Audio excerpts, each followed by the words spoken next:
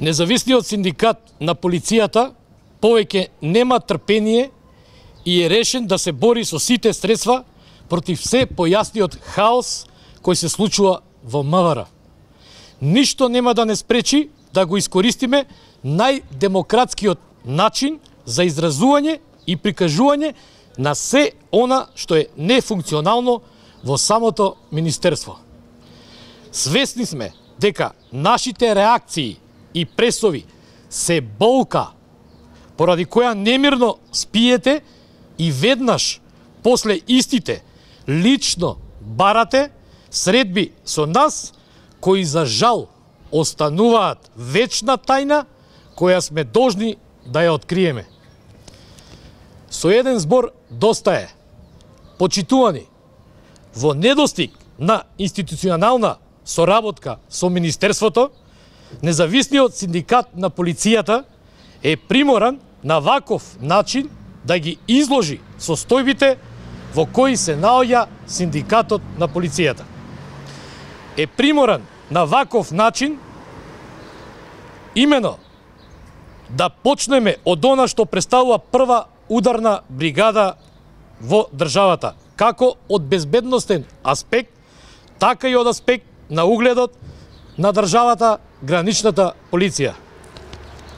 На раб на екзистенција, комплетно изолирана, без никаква комуникација со други служби, без струја и вода, со позајмени униформи, кој како се снашол, чешки панталони, словачки дотрајани чизми, полски блузи, кои откако ги презентираме, ги скривте.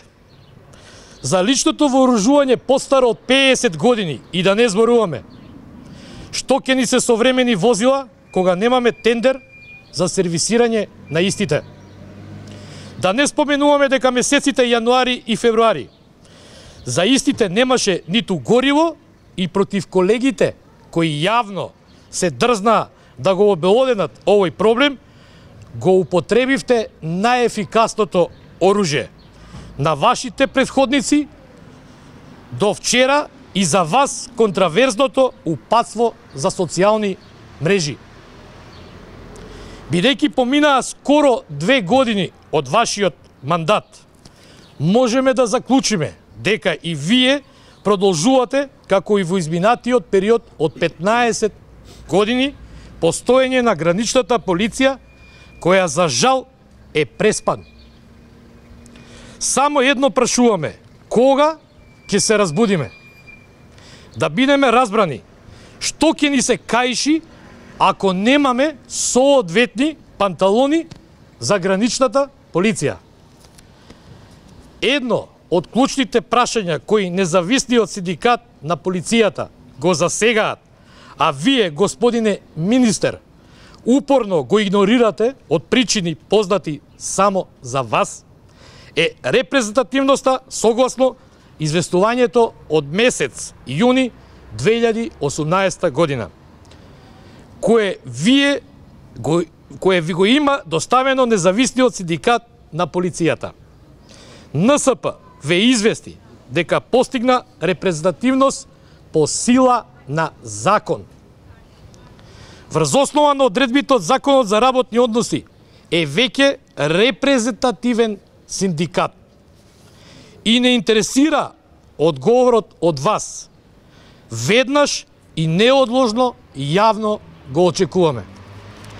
Во прилог на медиумите ќе им доставиме одговор под архивски број 082411/1 од секторот за политики од областа на трудовото право и политики за вработување при Министерството за труд и социјална политика, во кое јасно се гледа како и на кој начин согласно закон еден синдикат добива репрезентативност на ниво на работодавач. Истото ќе ви биде доставено и вас, бидејќи премногу очигледно е дека одредени структури од вашиот кабинет ви пласираат лаги и невистини, а сето тоа на ваша штета. со оглед на фактот дека НСП го губи трпението за непревземање и непостапување по дадените инструкции. Ке побараме одговори доколку треба и правни разврски како од Државниот инспекторат за труд, а воедно и од Народниот правобранител.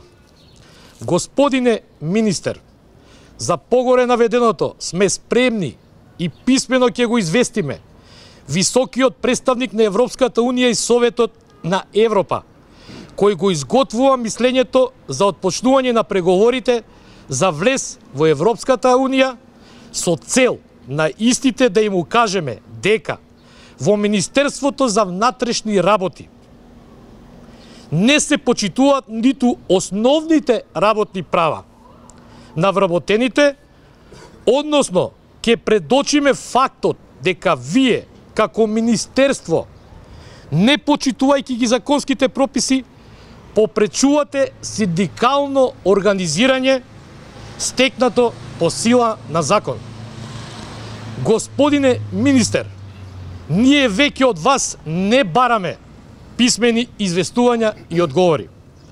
Бараме веднаш да постапите по закон и јавно да не известите дека не приклучувате во креирањето на новиот колективен договор за вработените во Министерството за внатрешни работи. Секоја постапка надвор од ова за нас е уште еден предизвик да докажеме дека правото и правдата пред судските органи се докажува и ние сме тие кои ќе победат.